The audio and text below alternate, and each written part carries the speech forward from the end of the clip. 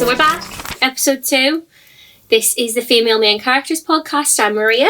I'm Charlotte. And this is where girls chat meets the book chat. Was that cheesy? In a good way. In a good way. Okay, good. Okay, so I guess we should say thanks for anyone who did watch episode 1. We know we've got some guaranteed viewers. Actually just friends at this point. Yeah, if you did miss that one, we were talking about what female main character we are. It took us a while, but we got there. So, and there's some fireworks, and we didn't give any spoiler warnings, so we'll correct that today. Today we're chatting all about ACOTAR. Mm-hmm. One of the main reasons this podcast exists. There will be spoilers. We try and stay light, I guess. Yeah, I think... But just be warned at this point, you cannot come for us. Yeah, I feel like in any of our podcasts you're going to receive some spoilers. Mm. We don't mind spoilers. I'll watch anything with a spoiler in. Me too. I get halfway through a series and I'll want to know what the end is and I'll Google it. Yeah, and it drives everyone insane, apart from Charlotte. So what have you been reading this week? I have just started Mistborn, which is Brandon Sanderson. Very heavy fantasy, but there's really, romance is a secondary plot. Is it? Yeah. No, I didn't know that. Yeah. And so... So why is everyone coming for everyone who reads romantasy then? Acting like it's not even part of any of the fantasy books? I mean, it's, not a massive thing, I think. Right. The main, point of argument at the minute is that they're thinking of making either a film or a TV show about it. It's 40 books or something, isn't it? Yeah, crazy. How many actually is there? Well, I think that's just I think it's called the Cosmereverse. It is definitely, I've heard people say that word. Yeah, so that's the book. I think there's only, I want to say 8, I don't know. Don't come for me if that's incorrect. I've literally just started. I'm on the first few chapters of the first book. But pretty much, I think the argument is that people want the romance for the TV and the film series. I don't think it's necessary. If you think of something like Game of Thrones, there's not a heavy romance. I don't know, because everyone was obsessed with the fact that Jon and Daenerys would get together at some point. I feel like, and that was very heavily implied from, I can't think about that series without thinking about that romance. That is true, yeah. I mean, I'm sure there will be a small snippet. I think the argument is that they want it to be the main storyline of the TV and film. Interesting. So yeah, that's what I've been reading. I've got a lot to read, and I'm sure we're going to put out some content of what our to be read collections are. So yeah, look out for that on socials. What are you reading at the minute? So I'm halfway through a court of the little novella one. A court of Mist, Starlight in some Frost and Starlight. Frost and Starlight, yeah. A court of Frost and Starlight. Yes, it's a Christmas special. Yeah, I'm halfway through the weird little Christmas special, where Sarah is now introducing us to a POV of multiple other characters. So that's been interesting. I'm also about a third of the way into Heir of Fire. Yep. And I started reading Romeo and Juliet randomly during the week. The actual light reading. The actual play. But I needed something that I could think about. I know that sounds so stupid, but sometimes I just I felt like I was just not even reading the words of A Court of Frost, and I'm really struggling through that book. I'm completely serious when I say what the fuck has happened to the ACOTAR series at that point. But we'll get into that. And obviously this week has been quite a heavy week socially. There's a lot going on in the world politically. Yeah. Trump's just got back in. Bonnie Blues everywhere I look. So patriarchal rage bait is... Yeah, we've had a very heavy kind of as has everyone, I guess. Oh yeah, especially women. But yeah. Yeah, it's been interesting. One step away from the 4B movement. I'm just going full misandrist. I'm joking, by the way.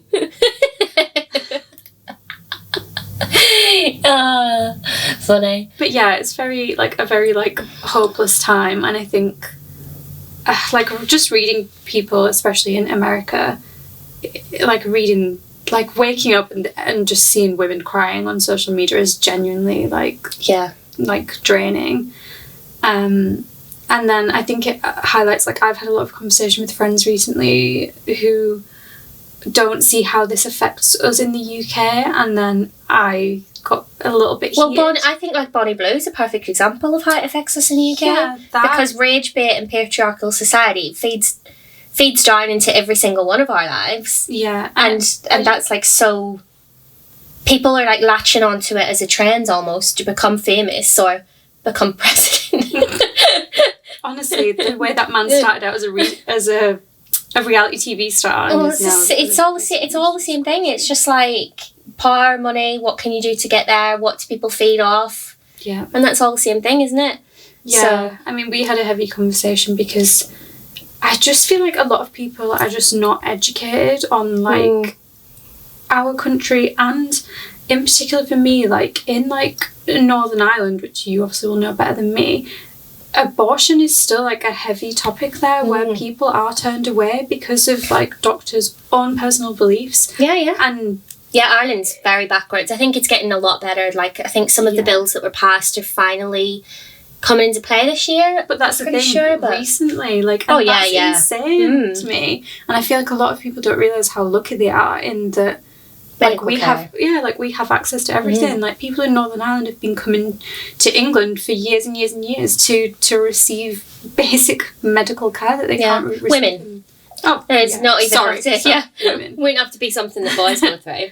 No. But it led us onto an interesting conversation this week after Trump was re-elected, and it feels a little bit like polarising for a lot of people.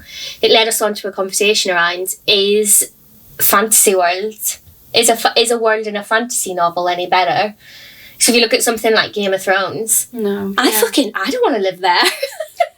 No. I think, though, the thing with Game of Thrones is, like, I know it's, like, fictional, it's not based on reality in any way, I'm not saying it is, but it is based in a time, like medieval kind of historical fantasy almost in a way. I think that's probably what the historical fantasy genre is probably something like Game of Thrones, isn't it, really? Yeah, definitely. Yeah. But I do feel like women are using books as, like, an escapism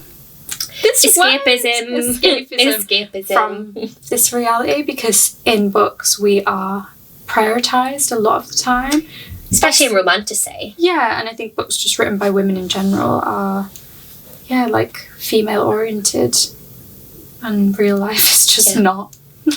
ACOTAR, which we're going to talk about today, is literally from a female main character's POV. That's how the book starts out, that's what you're following her story. Yeah. Let's jump into a bit of an ACOTAR themed discussion today, because I think that leads us in really nicely. Yeah. So where are we up to in the series? How did we consume ACOTAR? Let's start there. Tell me how you read ACOTAR, Charlotte. I feel like I just kind of had, like, we watched a lot of, like,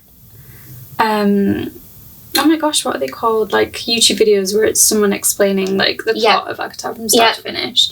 I watched that before I'd even read the book, so I kind of knew what was going to happen. Maybe, like, early on in the year we watched that, January time, or maybe even last year. It might have been before Christmas last year. Yeah. A while ago. I think it was definitely last year, and then it's now become such a phenomena that it's just everywhere. Like, you can't go on TikTok without seeing it, you can't go on Instagram without seeing it. And so we were just like, let's read it together. Let's do it. Yeah. It will either be really good or really bad, and both are hilarious. So, and yeah, I think, like, we set up a little book club. There's 3 of us initially, 5 of us now. Yep. And we've all been reading it together, and, like, we have, like, an ongoing discussion, which is just hilarious, like, meme sharing and just discussing, like, points within the book. So officially our book club is on Aka War, which is the 3rd one. Yeah. Wings and Ruin. I guess we are all at different points. So when we first picked it up as part of the book club, Charlotte might have skipped ahead a little bit. I read the whole thing in a week. Every single book. I consumed it. 6 books? 4, 5 books? 5 books, yeah. 5 books in a week. That was heavy going, that. It was, but also, like, I had nothing else to do. You needed that. Yeah, like, I had a foot injury. I literally couldn't go outside and do anything, and just literally sat on the sofa and went from bed to sofa, like, day in, day out, and just read and read and read. And I loved it. Like, I don't, by any means, do I think it's, like, the best book I've ever read, or the best book series I've ever read.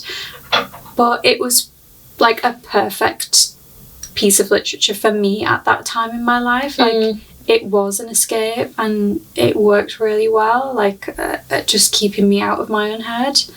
And yeah, you needed that then. Yeah. Whereas I read it at the pace of a normal person who didn't have all day to read it. Yeah. And I'm texting, like, have you guys read the first book yet? Like, desperate for someone to engage with me about it. And I had to wait, and now I'm kind of, like, rereading it at a snail's pace, like, waiting for them to, like, catch up. Yeah, it's funny in book club, because we meet up, like, once a month, and, like, at the last one you were like, wait, what happened in A Court of Mist and Fury? You were like... Yeah, because what was that, the second book? Yeah, so yeah.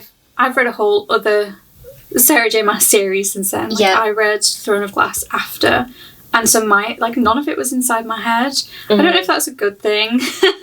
I think this is really interesting, you know, because if you have a week off and you like off work, like Christmas, I guess Christmas is coming up, like most people will have like some time to relax, hopefully.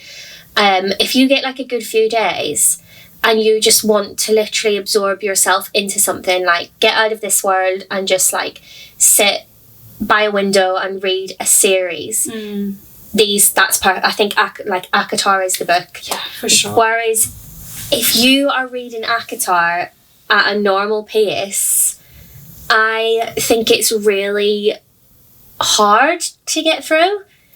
Yeah. It's harder to get through, I would say.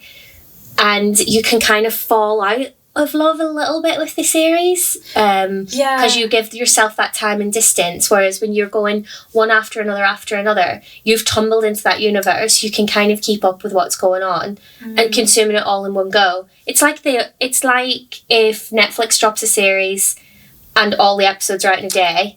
Yeah, versus if binge it. Yeah, whereas if Netflix drop a series, which they do more and more now, and everything comes out over the space of 6 weeks, once a week. That is me with House of Dragon. I still haven't watched the series because I got bored of waiting. Yeah. And I just lost interest. Yeah. Like, got into other things. So I think ACOTAR is like, it's literally comparable to a TV show in that sense. Which is going to be hard for you to see because you just tumbled straight into it and went head first. Yeah, I would say that I think Sarah, our pal Sarah, loves to like leave each book on like a cliffhanger, and that made me want to keep reading. Like there was never a point where I was just like, I'll wait. Like I was like ordering the next book before I'd finished the last book because I knew where it was heading, and I was like, I need to like know what happens next. Whereas if you put that distance though, you kind of become a bit like when you physically don't have the time to do that, I guess you'd kind of forget. Book would get delivered and then it's on hold until you have time, and then maybe you found something else that you like are into more. Like I've been reading books in between, and then I'm coming back and I'm like, wait, what is going on? So I stopped reading like I said, I'm on Frost and Starlight now, which is the 4th one. It's the novella that bridges this series from Farah's point of view into Nesta's point of view. And to do that, the author, Sarah J. Maas, like tells us, like, we start to get introduced to other people being able to have their POV chapters, which has been really odd. And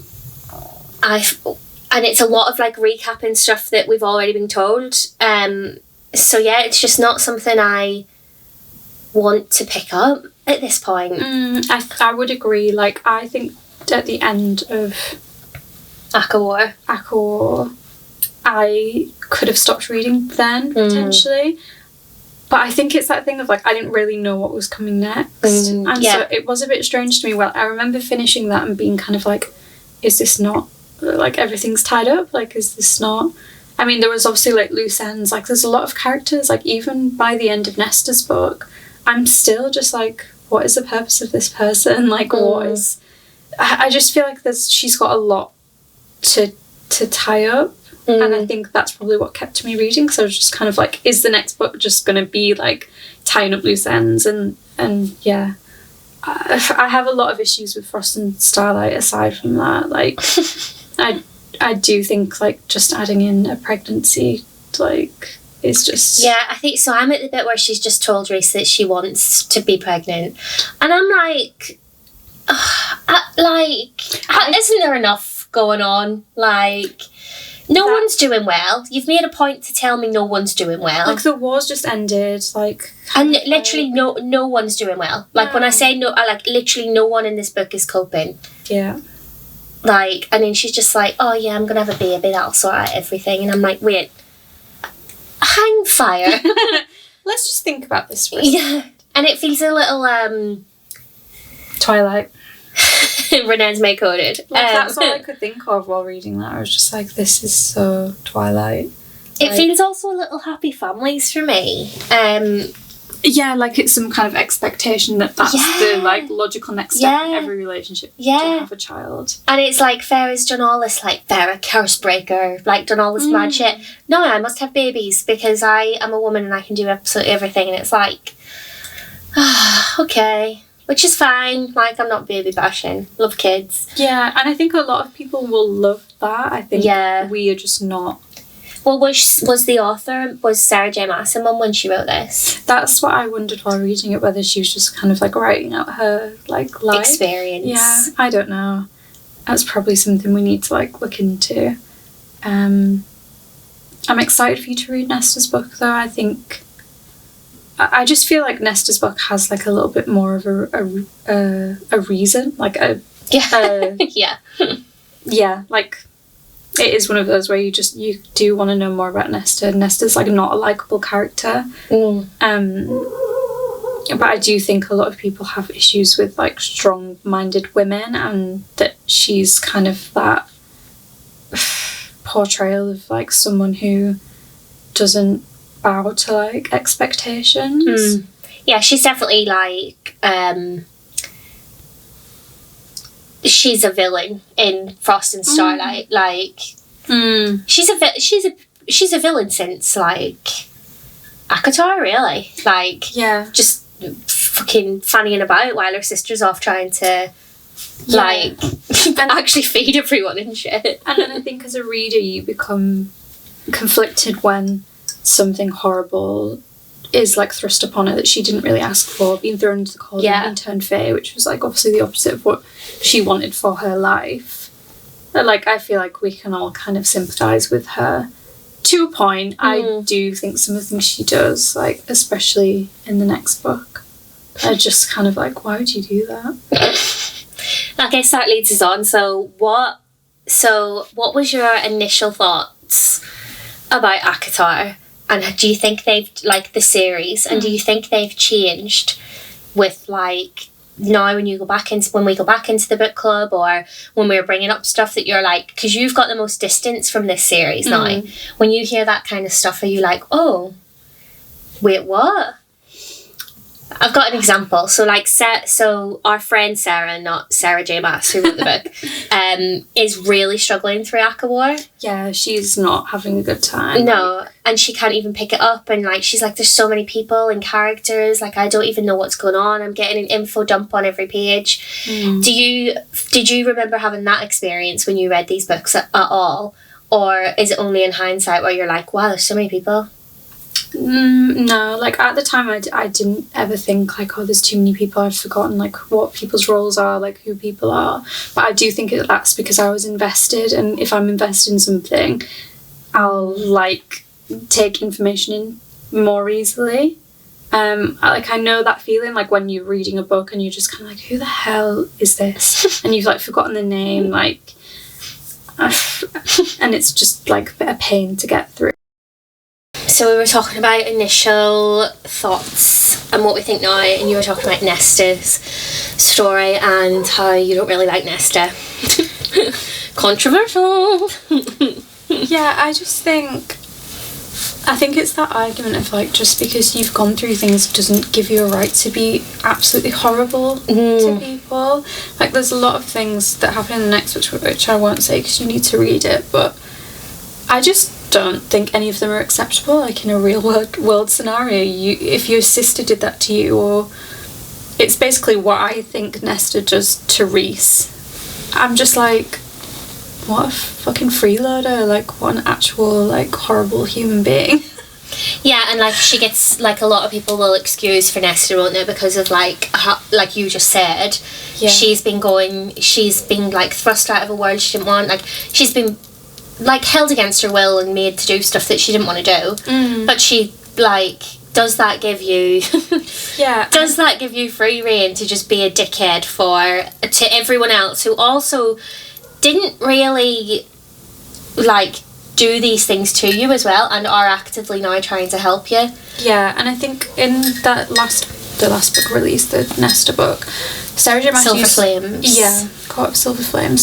Sarah J. Maas used a lot of, like, metaphors for, like, her, like, overcoming things, and, like, she obviously does try to redeem herself, but in my opinion, I don't think I personally would forgive her just because of what she does to redeem herself. Like, not entirely. Like, yeah, like, I think she's had a horrible time of it, but yeah, I think by the end of the series, I'm still kind of like, does it really make up for what she's done, how she's treated Feyre? Like, yeah. I think this leads us nicely into the next question I've got on here.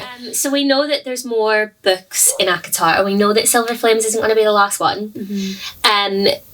So where do we think this is going? And have you got sort of, like, how is this going to wrap up? Where is this all headed?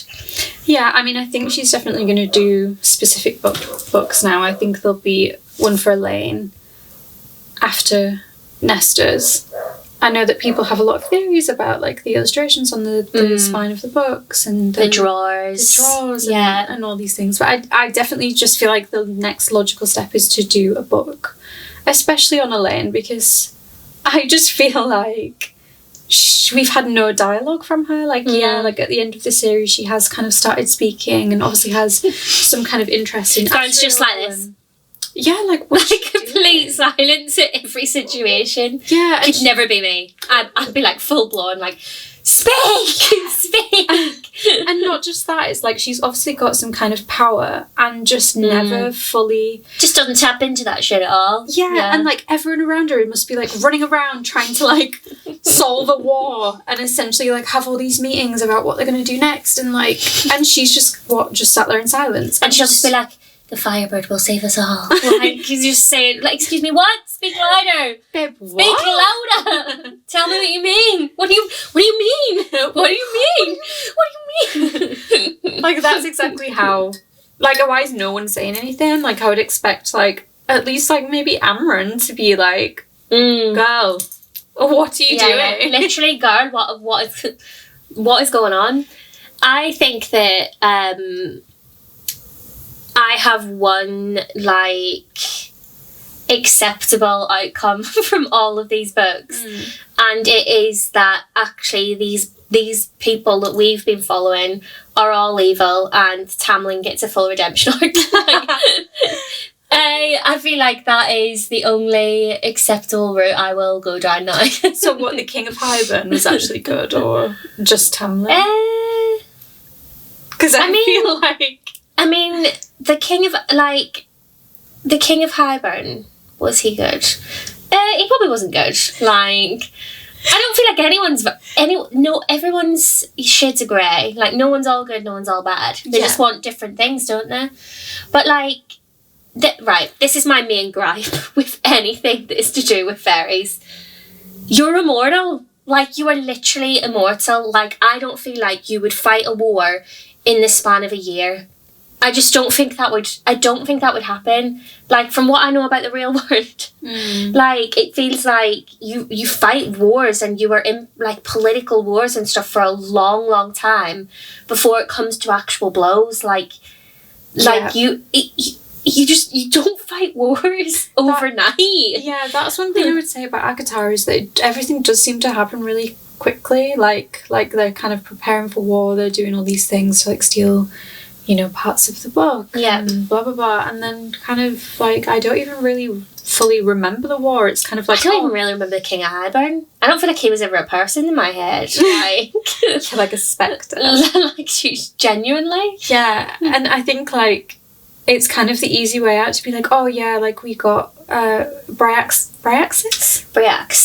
yeah, and the Weaver, and the Bone they're all Carver. these like ancient old beings gods who were like something, just so overpowered. Like I think for me, as someone who plays a lot of like games like Dungeons and Dragons, like it's like someone having a character that's so overpowered and like has like every fucking stat possible, and just like the game just ends instantly. Like and that's not fun. How do you compete against that? Yeah.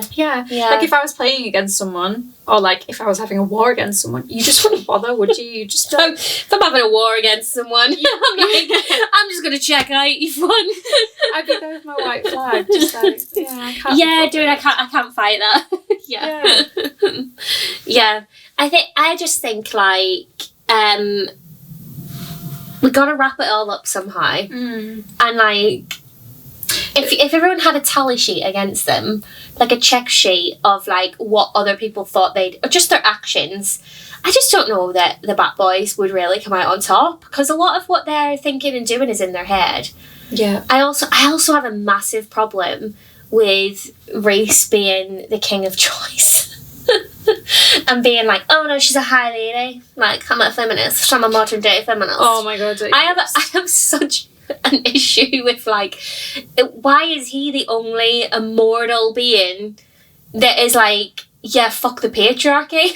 Like, why are all these other immortal beings so rooted in like historic mankind problems? Yeah, like you've had thousands of years to. But you're a patriarchal society. I'm like, come on. And the people that overcome that is like Feyre. Come on. It's quite depressing to think about, really, isn't it? Like, if we suddenly found like the heal-all, cure-all for like death, like, would we even progress? Probably not.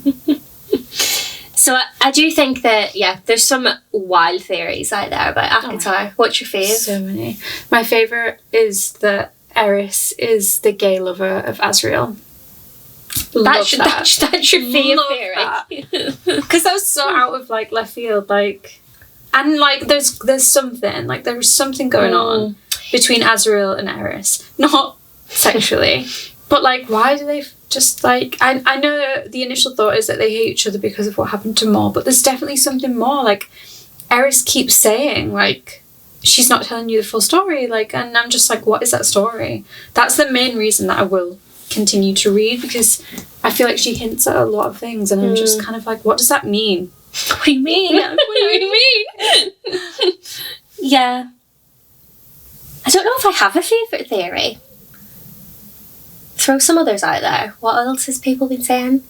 I read one the other day that Elaine is like that Azriel is actually the Prince of Hell, and Elaine is like some like Valg thing that's in like Throne of Glass, like some a Valg princess. Yeah, so I don't know, some kind of other being. Yeah, another one of my favourites, which I don't know if you're quite there, you will have been introduced to this character, but one of them is that the Suriel is Kaltain from Throne of Glass. No, I don't. Kaltain? She's the girl that gets locked. But they got killed in the dungeons in the first one.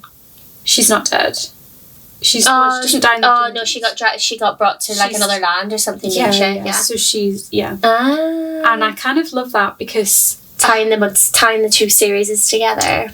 Yeah, I mean there has to be some connections. There are very obvious things in Throne of Glass that are linked to ACOTAR, which you're not yet. Yeah, but like, don't you think there's also like that's going to happen with authors? Like, no matter what author you read. Yeah, and I do really like the way that she does it. I find I've not quite got to the point in Crescent City yet where Rhysand is just there. Isn't he the big bad in that book, or have I made that up? I'm not sure. I have no idea. But I know that he's in it and very obviously in it. But I like how it's done in Throne of Glass. where it's just kind of like, oh, there is a man and he is winged, and I'm just like, oh my fucking god, it's Reese. Like it's like that, like, you know, when you're watching a series and they do like a big reveal. So Reese is just in every book. I think... But is everyone just damn bad for this man that you can read a series without Reese being in the series? Yeah, like he's just like, Sarah, I will not read another book unless you include a mention of my favourite Bat Boy. Like, what? I think the main point of in Throne of Glass, which is why I like how it's done, is, like, obviously, you know, so far that there's this obvious mention of, like, different universes and different, like, layers. And it's kind of, like, a pass-through, like, seeing... And it's literally mentioned in ACOTAR, like... And what's crazy to me is that Throne of Glass was written before. And so... Well, I mean, you can write anything to be in anything, can't you? I know, you can, like... She obviously... I don't even know. I don't know what she was thinking. I'd love to know. But... Yeah, I like how it's done in that. I don't quite like the very obvious, like, oh, and then it was Rhysand, the High Lord, and just like, oh, okay, I'm sick of this guy. Like, but I think, so this leads me nice to my next point. So we'll probably do a whole series about, or like a whole episode about A Court of Mist and Fury, because that is by far everyone's favourite book. Like, that is that's the romance book right there. That is like Rhys and Feyre getting together. That's the stuff people want, isn't it? Yeah. Like in a romance. It's like the pinnacle of the storyline. Yeah. So, and without a doubt, chapter 54 and 55 is like the... if you know, you know. But I think that anyone can have a chapter 54 and 55. Like, anyone can redeem themselves by saying, I did this thing because... Like... Yeah, it's quite easy, like... Yeah, like, I had motive. I had motive and acted in a way that I thought was best. Could happen for anyone. Like, anyone can have a chapter 55. There's not a villain out there that you couldn't give a chapter. Maybe not Donald Trump. Irredeemable. No, literally irredeemable. But, like, but he probably could. Could Donald Trump have a chapter 55? That's the name of this episode. No. The thought of Donald Trump in chapter 55 makes me want to die. That imagery has just ruined chapter 55 for everyone. My whole body's just dried up. But, like, anyone can be redeemed. Anyone can be redeemed. I think in fiction. Not in real life. Not quite in real life. I feel like, yeah. Right. Anyway, so this week's dilemmas. So the first one, which we've already talked about before, but we've got two points on this. So, would you go into the cauldron? Oh, yeah, we've had this conversation already. So would you go into the cauldron by choice if someone pops it right here, right in between us right now, and said, right, you've got an opportunity for, like, possibly an immortal life, the ability to enter new realms. What are you gonna do? I don't want to like make this too complex, because I feel like if it was the King of Highburn offering it to me, I would say no. I feel like if it was like... So it matters to you. It matters to you who is asking you to go into the cauldron. Well, yeah, and I just feel like the way it was presented, where he was like, oh, it might make you immortal. And like everyone... And like, let's see. Yeah, and he like forced two people in there just to prove, or like kind of as an experiment, essentially. I think I probably would. Would just spice life up at this point. Like, I just feel like it'd be fun. Would you want to be immortal?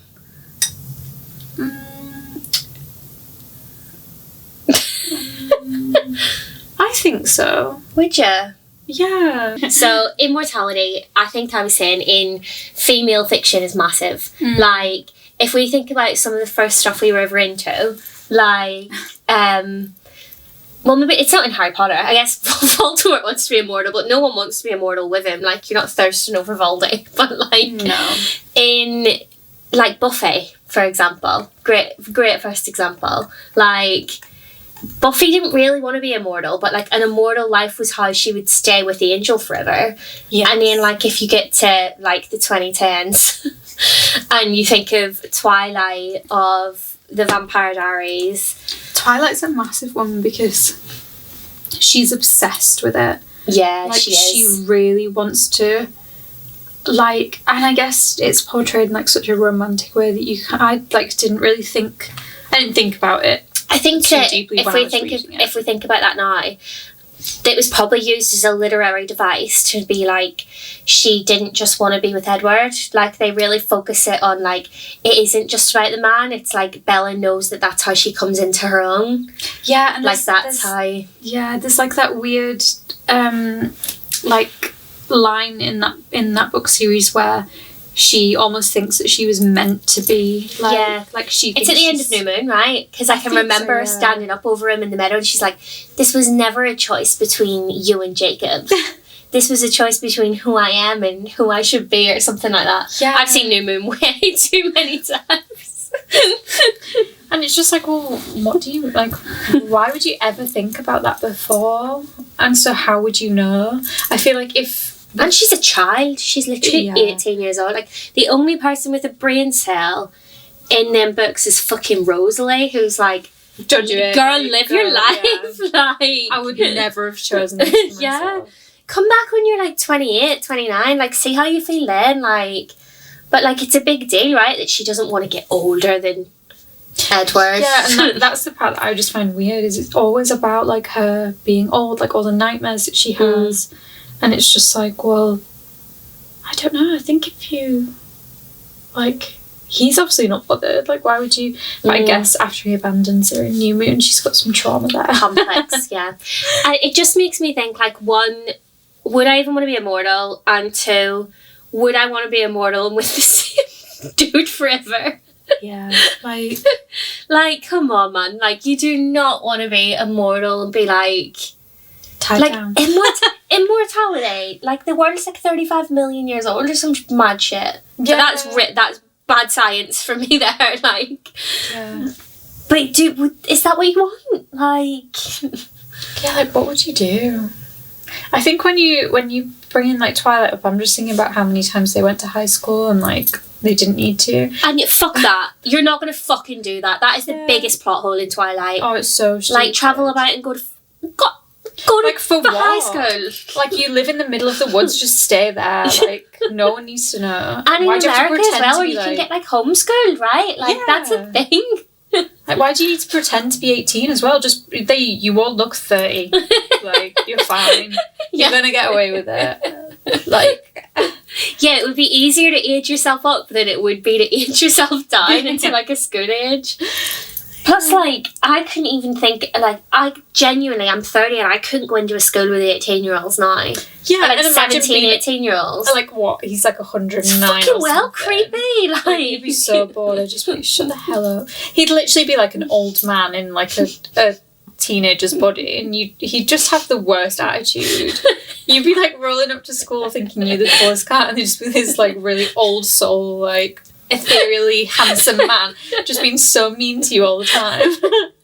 It's just so stupid. So I think that, like, for me, if I was gonna be presented with the cauldron, I would absolutely not get in it. No. And if you were forced to, like, we've had this, if you were forced to, you'd be Nesta. Yeah, 100%. Maybe I wouldn't be as horrible. Oh. I was like, what are you doing? What are you doing? The fucking point that Nesta does on the way in, like... I love the visual of that.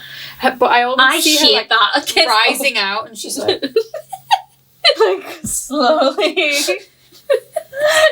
so like cool. Being lifted into the air, yeah, like, yeah, like... The point visual, like, out of all the visuals in Avatar, that is one that really sticks with me. It's so funny. Just getting fucking pointed at. Can you imagine? You'd be like, what? Yeah, I think if I did go into the cauldron, I would go in like that, all guns blazing. Just raging. Yeah, and I'd come out equally as furious.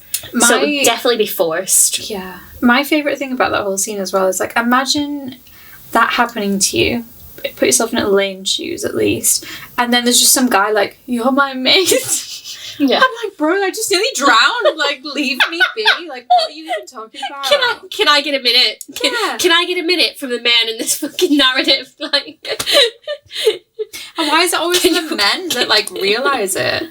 Like, it just makes me think. Like, no, she says that, doesn't she? It's like it's like it's for them to pick it up. This just comes back to that whole fucking patriarchal.